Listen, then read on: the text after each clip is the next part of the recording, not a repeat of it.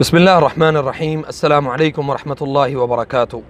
الحمد للہ والصلاة والسلام علی رسول اللہ وعلی آلہ وصحبہ اجمعین اما بعد۔ اللہ رب العزت نے قرآن کریم کو نازل کیا تو سورۃ البقرہ کی پہلی جو آیت ہے اس میں اللہ رب العزت نے فرمایا الف لام میم ذالک الکتاب لا ریب فیہ۔ یہ جو قرآن کریم ہے لا ریب ہے، اس میں کوئی شک نہیں ہے، اس میں کسی قسم کا کوئی وہم نہیں ہے، اس قرآن کریم میں کسی بھی قسم کا کوئی تردد نہیں ہے۔ جو لوگ یہ سمجھتے ہیں کہ یہ قرآن کریم جو ہے یہ وہمی کتاب ہے،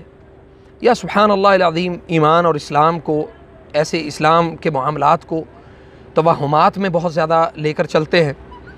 اور ایسے معاملات مثال کے طور پہ اکثر لوگ یہ سوال کرتے ہیں کہ ہمیں دین پر، ہمیں اسلام پر، ہمیں نبی صلی اللہ علیہ وسلم کے متعلق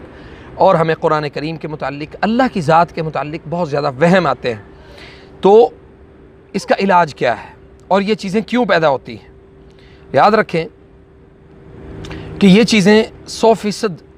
نہیں بلکہ 1000% بھی اگر کہیں تو میرا خیال کم ہوگا کہ یہ شیطان کی انسان کے ساتھ اور شیطان کی کسی بھی مسلمان کے ساتھ اسلام دشمنی کی بہت بڑی یہ بہت بڑا اس کا وار ہے۔ لوگوں کا اسلام کے متعلق اور اللہ کے دین کے متعلق وہم میں پڑ جانا، یہ ذہن میں رکھیں کہ یہ بہت ہی زیادہ عمومی بات ہے، اور آج کل یہ بہت زیادہ عام ہے لوگوں کے اندر، خاص طور پہ مسلمانوں کے اندر۔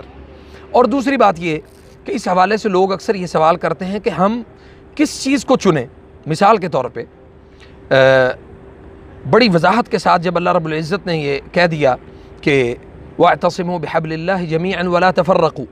کہ تم آپس میں ایک دوسرے کو تفریق آپس میں تقسیم نہ ہو جاؤ، تفرقے میں نہ بٹو، تو اللہ رب العزت نے یہ حکم دیا ہے، اور اس حکم کو ماننا یہ ہر مسلمان کے اوپر فرض ہے۔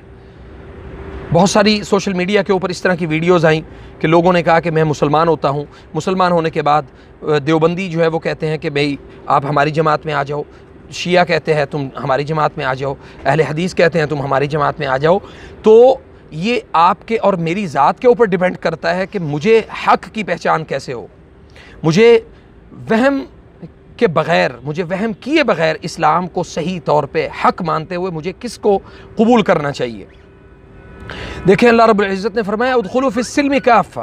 اسلام میں پورے کے پورے داخل ہو جاؤ، اسلام میں پورے کے پورے داخل ہو جاؤ۔ ہمارے ہاں کیا ہوتا ہے، اسلام میں داخل ہونے کے لیے ہمیں ہر فرقہ، ہر جماعت،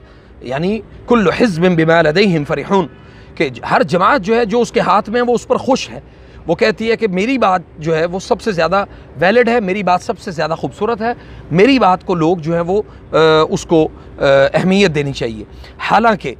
اللہ رب العزت نے بڑی وضاحت کے ساتھ جب یہ بات کر دی کہ وَاعْتَصِمُوا بِحَبْلِ اللَّهِ، اللہ کی رسی کو مضبوطی سے تھامو، تو اللہ کی رسی کو مضبوطی سے تھامنے کے بعد وہم ہمارے دل اور دماغ سے ختم ہو جانا چاہیے۔ لوگ جو وہم میں مبتلا ہوتے ہیں وہ شیاطین کی بیماری کی کن وجوہات کی وجہ سے ہوتے ہیں۔ سب سے پہلے جب لا الہ الا اللہ محمد رسول اللہ یہ کلمہ پڑھ لیتے ہیں، کلمہ پڑھنے کے بعد ان کو یہ خیال ان کے دل اور دماغ میں یہ ڈال دیا جاتا ہے کہ اب تو مسلمان تو ہو گیا ہے، اب تو نے جانا کس جماعت میں ہے۔ تو اس کے لیے سب سے پہلے جو نبی صلی اللہ علیہ وسلم نے ایک بڑا خوبصورت ہمیں ایک طریقہ بتایا کہ دل اور دماغ کو فرسودہ اور فاسد خیالات سے پاک کرنا چاہیے، آپ کا دل کسی بھی ایسی شک والی بات میں مبتلا نہ ہو جس کی وجہ سے آپ کا ایمان خطرے میں ہو۔ اور پھر اعوذ باللہ من الشیطان الرجیم لا حول ولا قوت الا باللہ العلی العظیم پڑھ کے بائیں طرف اس کو شیاطین کو دھتکارنا چاہیے، اور یہ الفاظ بھی ادا کرنے چاہیے۔ اور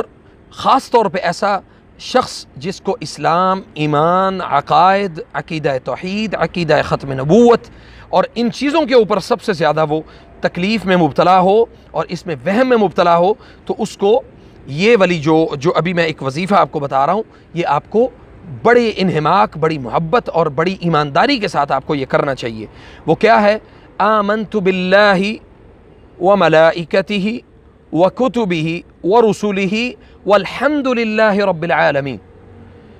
اس کو بار بار تکرار کے ساتھ، ترتیب کے ساتھ اس کو پڑھنا چاہیے۔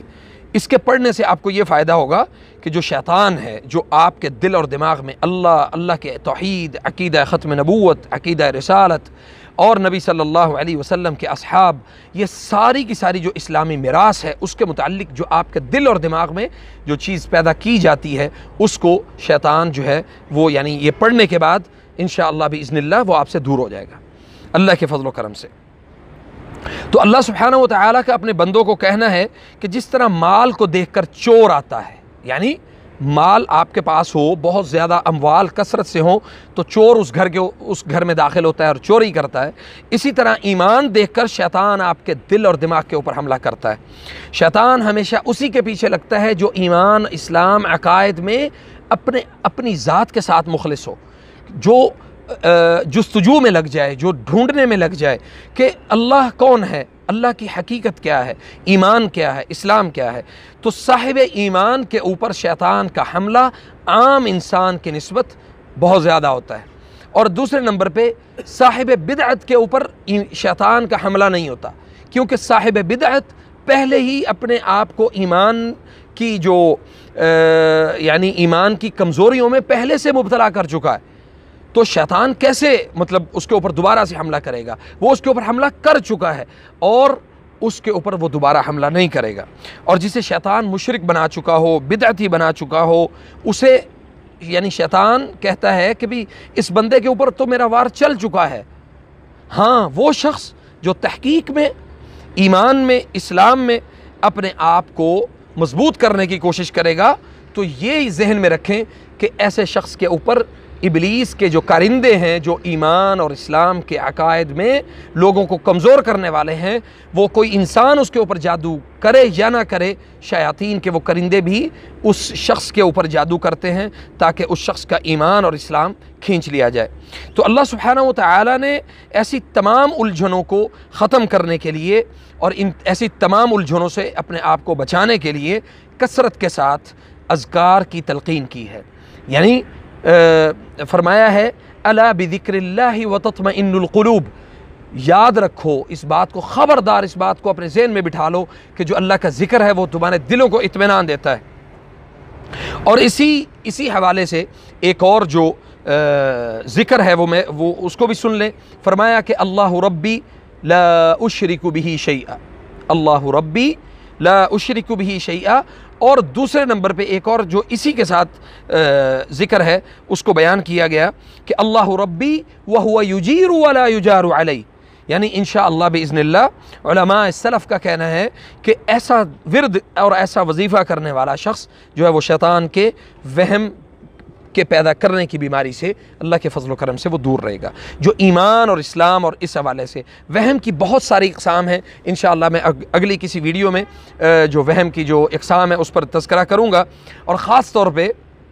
یہ جو میں نے اذکار بتائے ہیں، یہ ان اذکار کو کرنے کے لیے خواتین کو لازمی ان اذکار کو کرنا چاہیے۔ اس کی وجہ یہ ہے کہ عقائد اور ایمان میں سب سے پہلے جو کمزوری واقع ہوتی ہے وہ خواتین کی طرف سے ہوتی ہے۔ تو اللہ تعالی ہمیں صحیح معنوں میں اسلام پر زندہ رکھے اور اسلام کے اوپر ہمیں موت آئے۔ اور قرآن کریم میں اللہ رب العزت نے فرمایا کہ ادخلوا فی السلم کافہ، کہ اسلام میں پورے کے پورے داخل ہو جاؤ، تھوڑا سا دھڑ اسلام میں ہو، تھوڑا سا باہر ہو تو اللہ کو ایسا اسلام بھی قابل قبول نہیں۔ فجزاکم اللہ خیر، والسلام علیکم ورحمۃ اللہ وبرکاتہ۔